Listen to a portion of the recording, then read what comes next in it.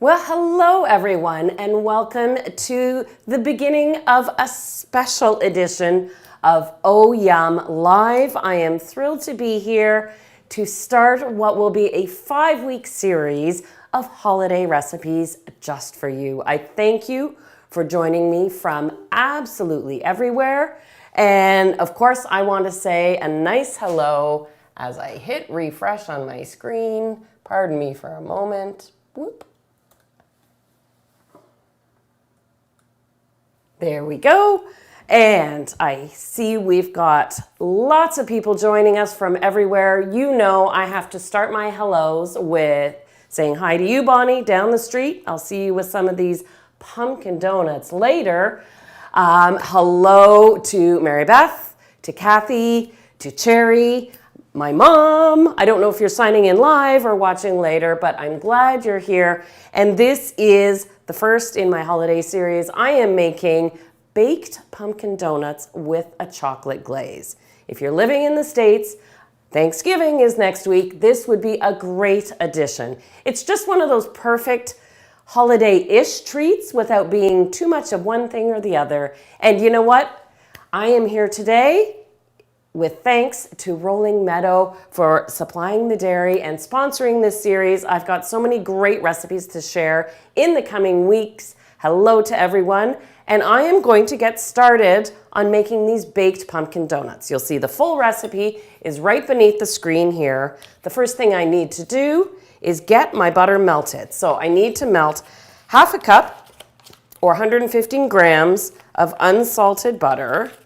And so I prefer to weigh it because it's just tidier that way.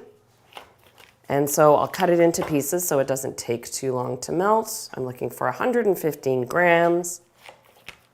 And where is everyone joining me from? I see a note from Malaysia. That's fantastic. And, oh, Sebastian, I'm glad you're going to appreciate seeing this live. From start to finish, 1, 2, 3. You know, and there's something just so calming and exciting at the same time about holiday baking. You really get into the groove, pulling out those quality ingredients, taking time to pick the recipes you want to use. I'm just going to set my butter aside for a minute. And then pop this on the stove just to melt over low heat. I've already got my water heating to melt my chocolate for the chocolate glaze, so you know that's a few steps later. And what I love is these pumpkin donuts you can mix easily by hand. It's as easy as mixing a muffin mix, and really you could bake these in a muffin tin if you don't have a baked donut tin. So let's start while the butter is melting, and I'm just making sure it's melting at a decent rate. I've got 1 cup of pure pumpkin puree. That's at the heart of this recipe to give it all its flavor. Make sure you're using pure pumpkin puree, not flavored and sweetened pumpkin pie filling, because you're controlling the amount of sugar that you want to add. We'll just set that aside. If you've had the good fortune now here in Southern Ontario, in Canada, we had our pumpkin season. It ended, about a couple weeks ago. You can still buy fresh pie pumpkins. You don't want to take your jack-o'-lantern and roast that. It's too watery and too stringy for a really good pumpkin pie filling. If you're buying pie pumpkins and want to roast them, you want to set your oven to 350, cut that pie pumpkin in half, split it, scoop out the seeds, and put those 2 halves face down on a baking tray. Pierce the skin with a fork, and in about 30 minutes, when you see the skin start to wrinkle, you know the pumpkin is cooked. Let it cool, peel off the skin, puree it, and then you can freeze it and pull it out as you need it. If you don't have that type of pumpkin available, if you're watching from somewhere else, you could use sweet potato very, very easily. In fact, I think that would be the best option. So now, how's my butter coming? Yes, melting nicely. I'll add my 2 sugars, playing on sort of these cozy holiday style flavors. I've got a little bit of brown sugar and white sugar, so equal amounts, 100 grams each.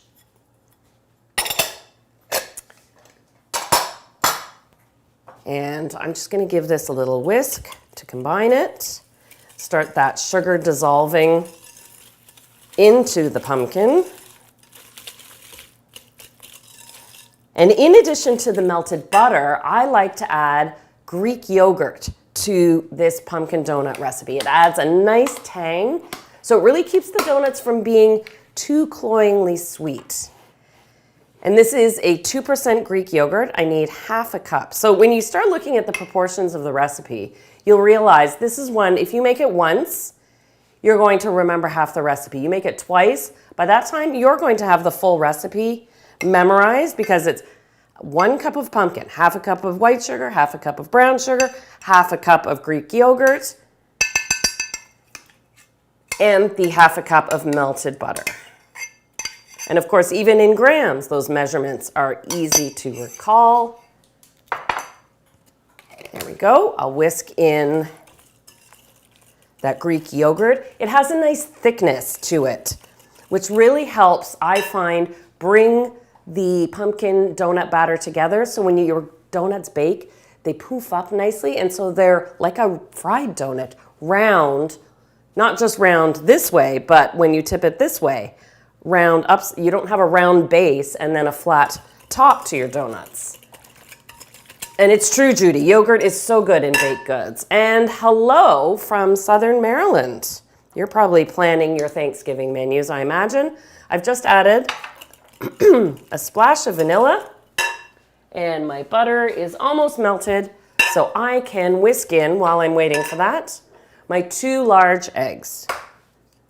Just whisk them in one at a time so they blend in easier and quickly. And hello to Kelby in Missouri.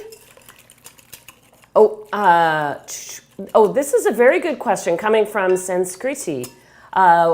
When you melt butter for a recipe, how far should it be melted?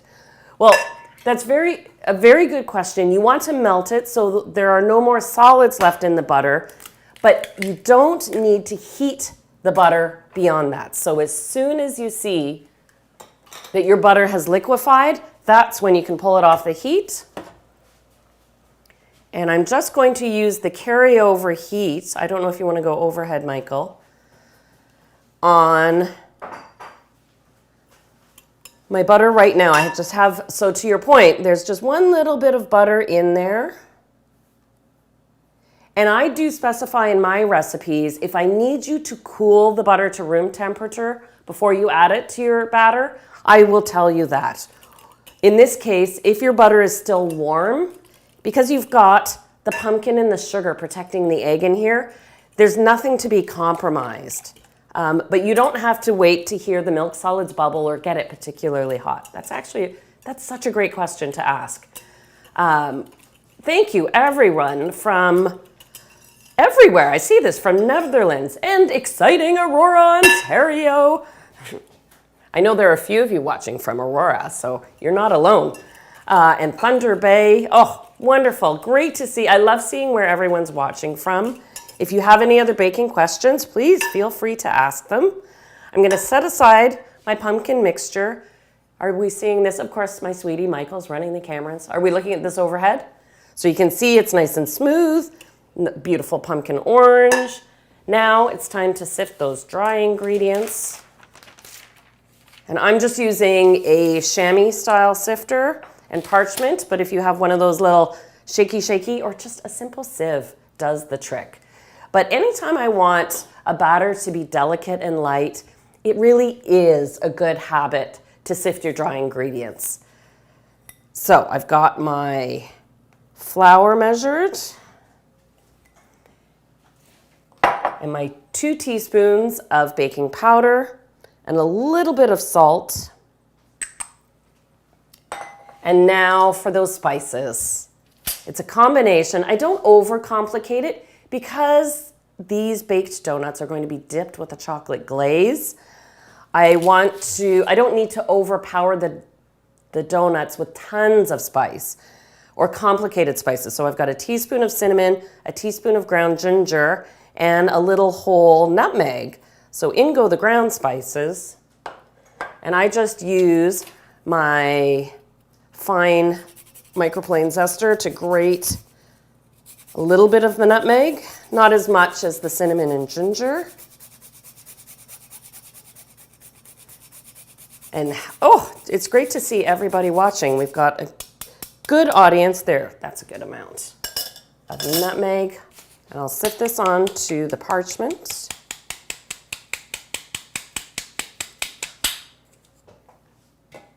Ooh, I can really smell that combination. The minute you sift everything together, it's not that you smell one spice, you smell them all.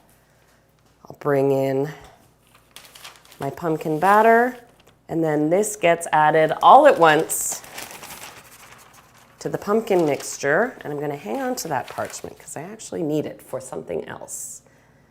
Well, good morning for those who are watching from elsewhere. Sherry is asking, my last live, I used raw egg whites for a mousse.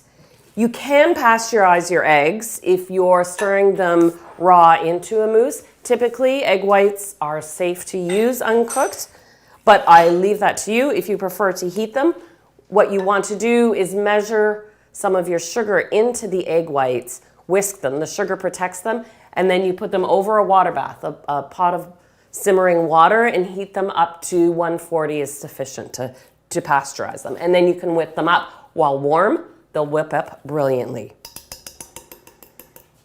I'm switching to my spatula from my whisk and just finishing combining this batter until it's nice and smooth.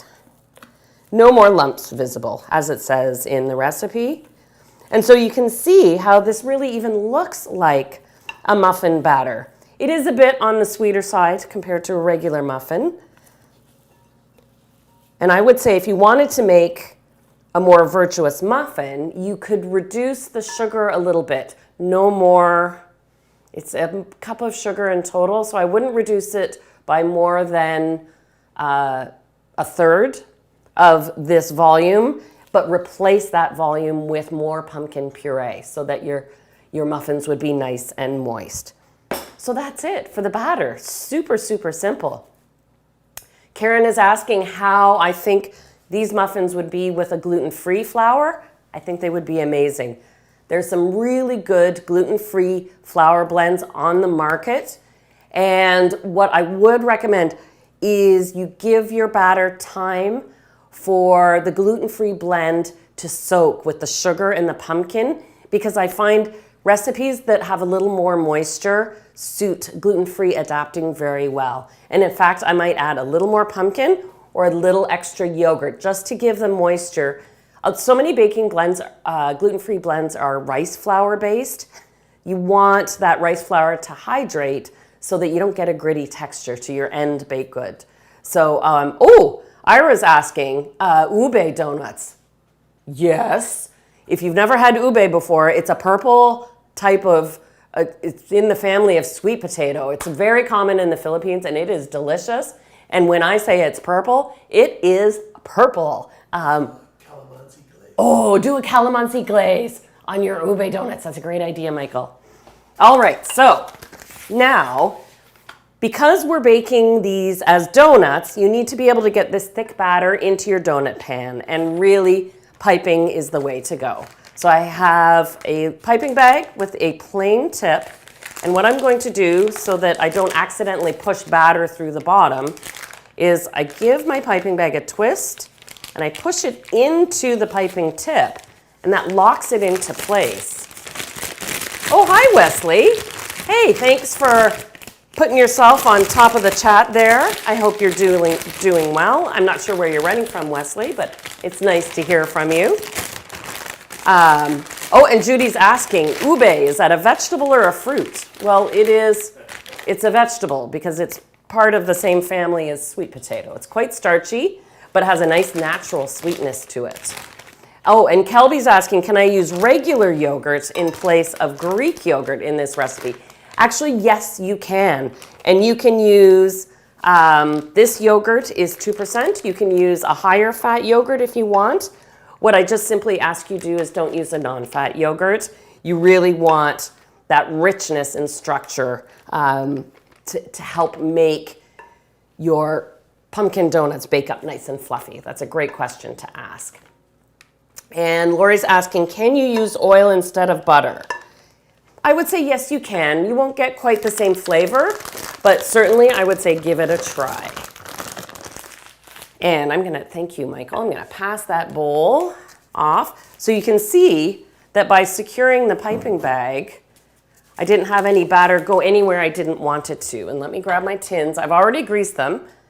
You'll see in the recipe that this makes 18 large size donuts. If you have a mini donut pan, it will make obviously far more of those. And you want to cook those at a slightly lower temperature just because they will cook so quickly.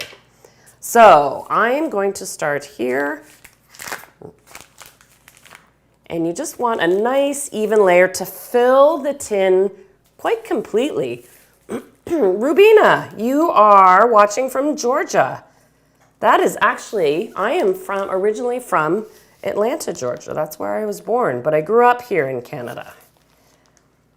And so I'm just piping the batter, not overfilling, but definitely filling the tin to the top because these rise up quite nicely.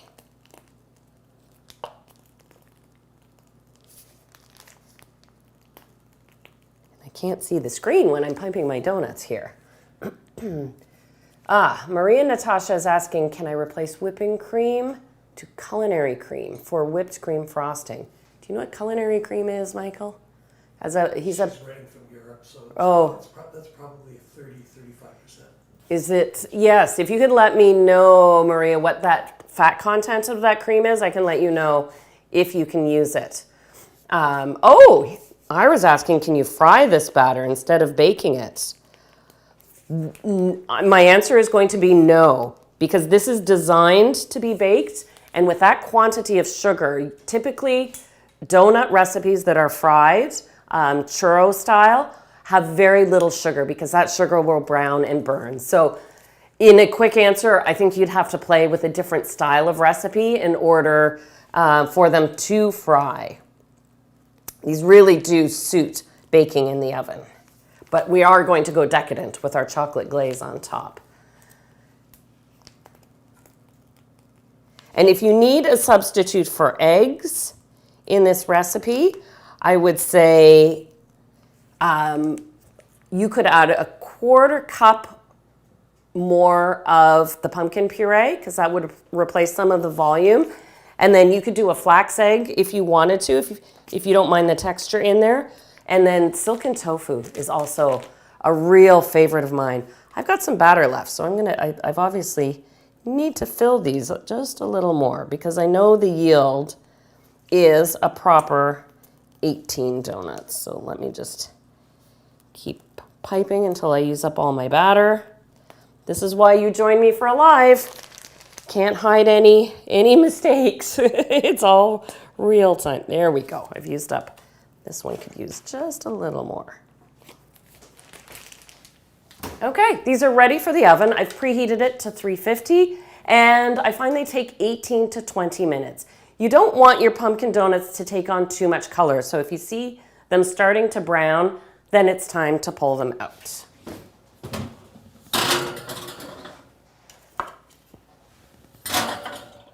Okay, and while those bake, I'm gonna keep an eye on my time. Guess what? I've already made a batch for you so you could see me glaze them. So here they are out of the oven. I pulled these from the oven probably 40 minutes before we went live, so they've had a chance to cool. I pop them out of the tins pretty soon after they come out of the oven because I don't want them to develop a crust on the top. I want them to be nice and soft. I'll pop a piece of parchment underneath, and these are now ready to be glazed, and that is the next part of the recipe. Let me just slide these out of the way. I've got lots going on here. I need to bring my scale back. And yes, yeah, Judy's observing how they did puff up nicely. You can really see they got a nice lift to them. And I've got my metal bowl. So this chocolate glaze is a thicker style of ganache. So it's a butter ganache. So I need another 90 grams of butter in my bowl. I'm using a metal bowl just because the chocolate and the butter will melt faster together. So 90 grams of butter, and I'll cut it up into slightly smaller pieces here. And just as a note, I am using unsalted butter here. That way, for baking recipes, I like to use unsalted. There are places I do use salted butter, but in baking, I prefer unsalted because I'm in charge of the salt. Because simply, you add different amounts of butter to different amounts of recipes. So, almost there, 90 grams.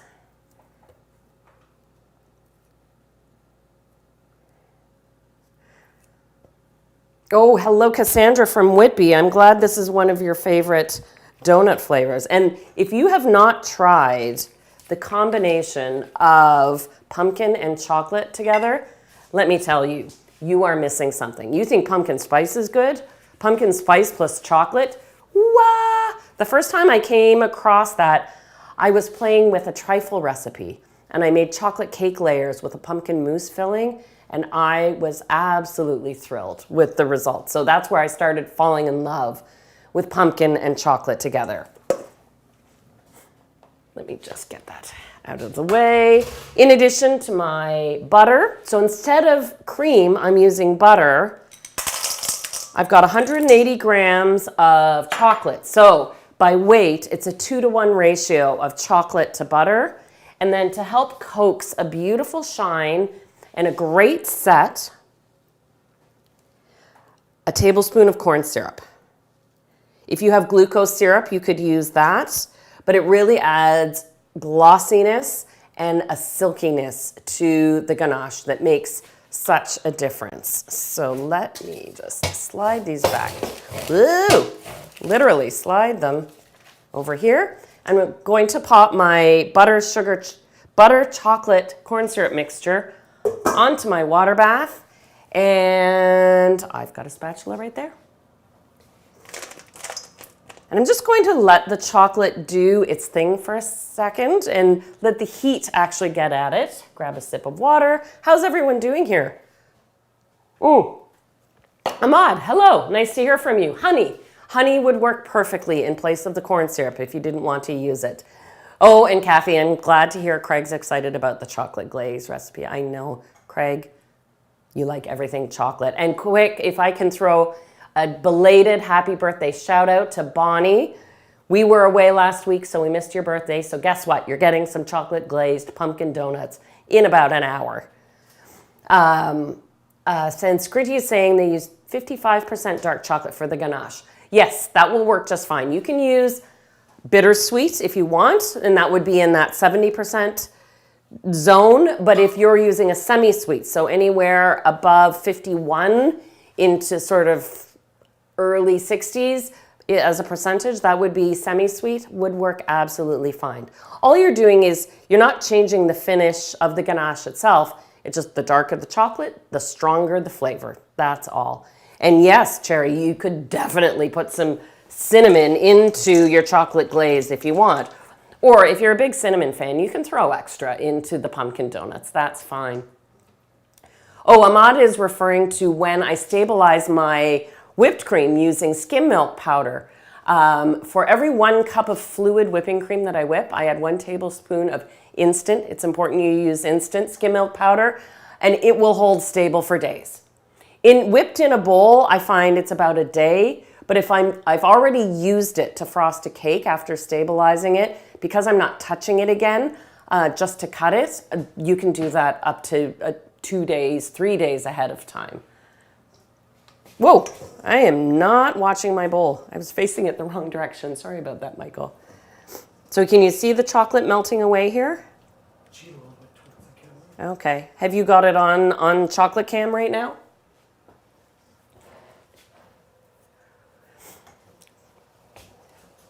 Cherry, I think it was you that came up with the name Chocolate Cam, and it's a good one. When you're melting chocolate and butter together, you may notice that the chocolate melts before the butter. And that's because butter melts at a slightly higher temperature than chocolate does. So that's why you'll see that happen. And you can always pull your chocolate off the heat. You don't want to see big pieces of butter, but if you have a couple little pieces of butter visible, but your chocolate is melted, take it off the heat, let the carryover heat take care of the carryover heat from the chocolate will finish melting the rest of the butter. There we go. That's what I'm trying to say. Okay, so just like right now. Now, out of habit, whenever I work with chocolate, if you pull it off the heat, let me turn off my burner. I always wipe the bottom of my bowl because you don't want to introduce moisture. But look at that beautiful glossiness. Have I got everything framed up nicely so you can see overhead? Good, good, good, good. And this is a nice shallow dish, perfect for dipping my donuts. Oh, thank you for joining me. If you've only just signed in, I am making baked pumpkin spice donuts with a chocolate glaze. Just all those words together sing of deliciousness. Now, Kirsty's asking if you can't eat chocolate, what could you use for the glaze? Well, you could do a simple icing sugar glaze or vanilla glaze. You could add cinnamon or spice to it. If you want to get really adventurous with your spices, you know, using spices like cardamom would be fantastic. Okay. Caramel? Hello, caramel. Thank you, Michael. That's a kind of an obvious one. How about dulce de leche? I think with the pumpkin would be delicious. And Ira, a white chocolate glaze would be just as delicious. I love everyone's contributing and offering their own input because you've got some wonderful ideas there. And this is what I love. I want you to take this recipe and personalize it and make it your own and feel proud about what you create. In goes a donut, about halfway. You want to work with this glaze while it's warm, but you'll see it's not super drippy. It won't run down the sides of the donut. Doesn't that look absolutely luscious? Oh my goodness. So ultimately, after sitting for a while, I know I say an hour, it really depends on how hot your chocolate is to start and how cool your donuts are and how warm it is or cool it is outside. These could be set in 20 minutes or they could take 2 hours. You could also pop them in the fridge just for a couple of minutes to set the glaze, but I don't recommend storing them refrigerated because you'll lose that shine a little bit. But that is that glorious shine. I absolutely love this recipe. I'm so glad I could share this for you. Share this with you, for you. It is for you. That's what I meant to say. This is a fun process. And these donuts, unlike a fried donut, which is best eaten the day you make it, well, a baked donut will keep for a couple of days. You could even just soften it ever so lightly in the microwave, but you don't want to let it go too long and risk melting your chocolate completely on top. Oh, I absolutely love these. Oh, and Wesley, great idea. Just if you don't want to do the glaze, a little bit of icing sugar would work perfectly. And if you want to make more of a sort of old-fashioned donut, a spiced sugar, but you would want to roll your donuts in while the donuts are warm so the sugar sticks. Yes, and Ahmad, your idea of one giant bunt donut, I think would work very, very well here. I'm just going to keep dipping a little bit more. Oh, Cherry, I like your donut emojis. Everybody, you've offered so much to this conversation today. I've really appreciated your questions, and I do want to remind you, this is the first in a 5-part holiday cooking and baking series because I will be back here same time next Tuesday, and I'm half baking, half cooking, and I'm making a fantastic holiday appetizer. So you have to come back next week and look for a savory adventure that we'll have together. Oh, Diego, well, you said you already had dinner. I've got dessert looked after for you. I'm just giving these donuts a little bit of space. I don't want to overcrowd them on the plate because just while the chocolate sets. I think I can fit at least one more on there. How am I for spacing here? I think I'll fit one more and then dip one for me. Oh, I'm glad everybody's looking forward to next week's live stream. And I love how we build an audience over a series like this. So as we get closer and closer to the holidays, we're gonna have more and more ideas, more and more questions. I love getting your questions. Like I said, I think our conversation today was absolutely fantastic. And that's it. I have made us a full batch of pumpkin spice baked donuts with a chocolate glaze. Remember, this recipe will be posted on the OEM channel. So when you're baking it yourself, you can come back, reference it, make sure everything's going according to plan. I know, you've got this. This would be a fantastic recipe to make for kids. I hope you'll make this over the weekend. Remember, I'll see you same time, 6 p.m. Eastern, next Tuesday for a new recipe, and for weeks following after that, pumpkin donuts. You are going to love them. And I'm about to love a bite of one right now, and it's going to be hard for me to talk when I take a bite with the chocolate. So I thank you for joining me this week. I'll see you next week, and you're the best. You really are. You're the best bakers. Bye-bye. What did I say about the chocolate?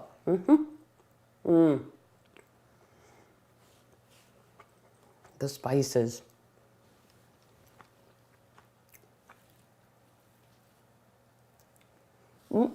Chocolate.